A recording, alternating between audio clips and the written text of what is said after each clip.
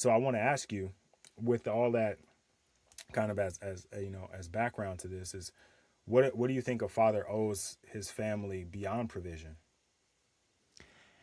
Yeah. And now, at the risk of being a hypocrite, because I was in that stage where I was all in on my business and I didn't spend enough time. But uh, I'm going to give myself some grace. I think my kids will give me some grace also.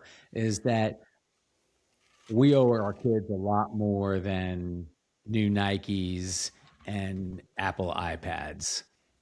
Hmm. And at the end of the day, we look back on we only have to look back on our own childhood.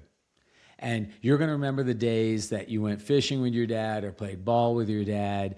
And it's unlikely you're going to remember that, the day he gave you an iPad, if he gave you an iPad, or, whatever that prized little possession was.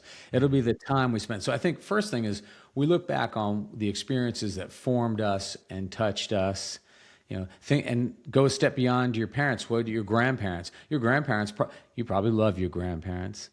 They probably never gave you anything much of monetary value, but you remember the time you sat on your grandfather's knee and he told you stories, or the sandwich your grandmother made you when you came inside from playing, and she did it with such loving care.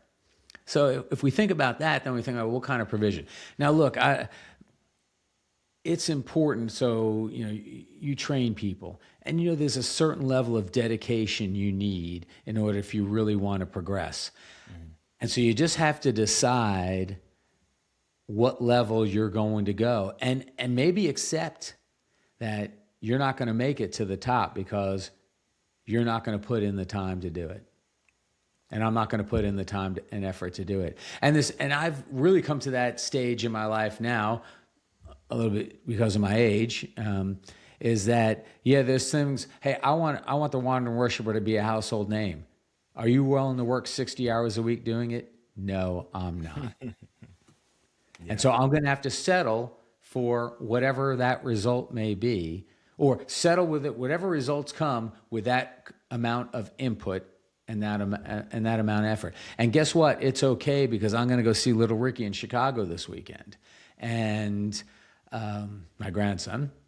And so that's what I want to do, and I'm going to take time off to do that. And I love to travel. I'm going to take time off to do that. What's important. But I think you'll never regret spending time with your family. You'll never look back at and say, oh, I spent too much time with my family. I would have been more successful at work. You ever hear anyone say that on their deathbed? No. Oh, God, if I had not spent all that time coaching my kids' little league, I would have made a lot more money. I Yeah. never No. hear that. And it's hard when you're in the thick of it. So the most I say, I write this in my blog, in one of my blogs, the most I say is maybe I'm just planting a little bit of a seed in someone in their 40s who's really hitting it very hard. And say, oh, I know there's a day this won't be as important. And how will that impact what I do today?